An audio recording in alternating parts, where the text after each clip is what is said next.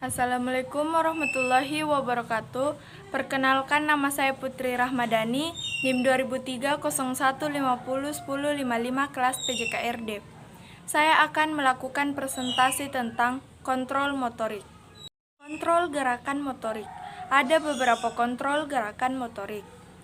Dalam menimbulkan aktivitas gerakan motorik, diperlukan koordinasi antara sistem saraf dan kontraksi otot.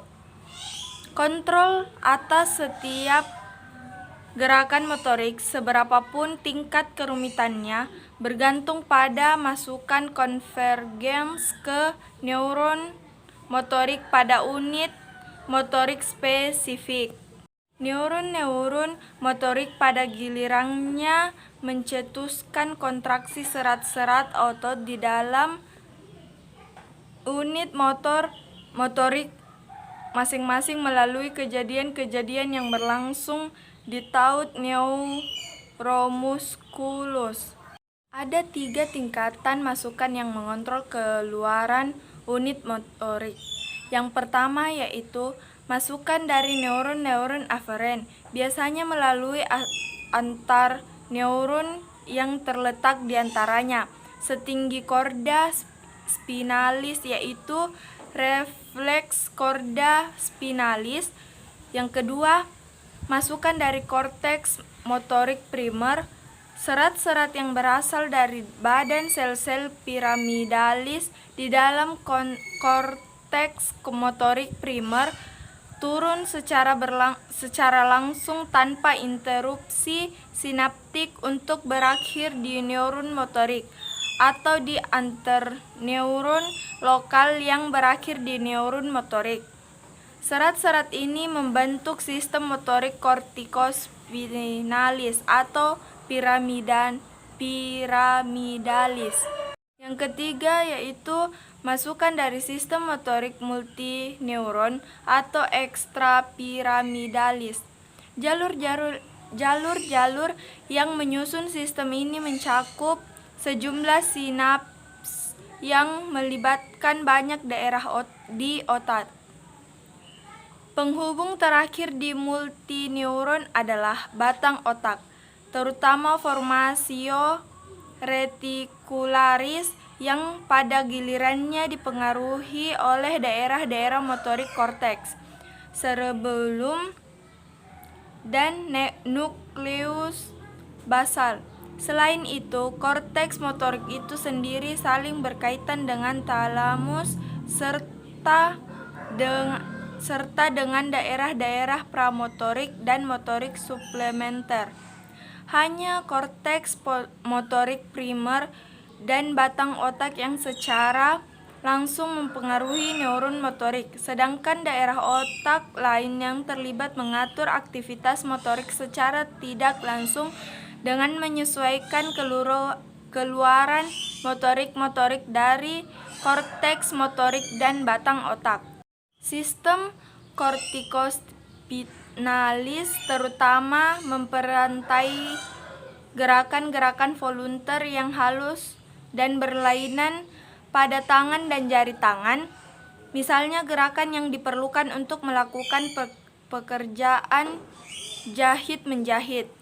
Daerah motorik suplementer dan pramotorik dengan masukan dari cerebrocerebellum merencanakan perintah motorik volunteer yang disampaikan ke neuron-neuron motorik yang sesuai oleh korteks motorik primer melalui sistem descendens ini.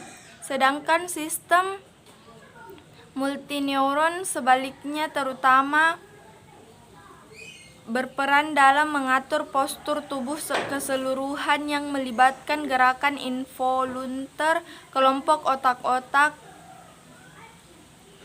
otot-otot besar di badan dan tungkai. Sebagian masukan yang berkonvergensi di neuron-neuron motorik bersifat eksitatorik, sementara yang lain inhibitorik. Gerakan terkoordinasi bergantung pada keseimbangan yang sesuai dengan aktivitas kedua masukan tersebut. Jika sistem inhibitorik yang berasal dari batang otak terganggu, otot-otot menjadi hiperaktif atau tonus otot meningkat, refleks anggota badan menguat. Karena aktivitas masukan eksitatorik ke neuron motorik tidak dilawan, atau paralisis spastik. Sebaliknya, hilangnya masukan eksitatorik seperti yang menyertai kerusakan jalur-jalur eksitatorik descens yang keluar dari korteks motorik primer, menimbulkan paralisis flaksit atau otot melepas walaupun aktivitas refleks masih ada. Kerusakan pada korteks motorik primer di salah satu sisi otak menyebabkan paralisis flaksit di separuh badan yang berlawanan atau hemiplegia. Gangguan di semua jalur descendens seperti trauma berat pada korda spinalis disertai dengan paralisis flaksit di bawah tingkat kerusakan quadriplegia atau paralisis keempat anggota badan. Jika kerusakan korda spinalis atas dan paralegia atau paralisis kedua tungkai. Jika kerusakan pada korda spinalis bagian bawah, kerusakan neuron-neuron motorik baik badan sel maupun serat-serat eferennya menyebabkan paralisis flaksit dan tidak adanya respon refleks pada otot yang terkena.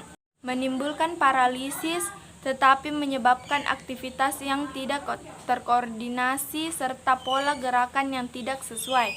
Daerah-daerah ini yang secara normal bertugas memperhalus aktivitas yang dimulai secara volunter. Kerusakan daerah-daerah korteks yang lebih tinggi yang berperang dalam perencanaan aktivitas motorik menyebabkan ketidakmampuan membuat perintah motorik yang sesuai untuk menyelesaikan gerakan yang diinginkan. Itulah tadi presentasi dari saya. Lebih dan kurangnya mohon dimaafkan. Wassalamualaikum warahmatullahi wabarakatuh.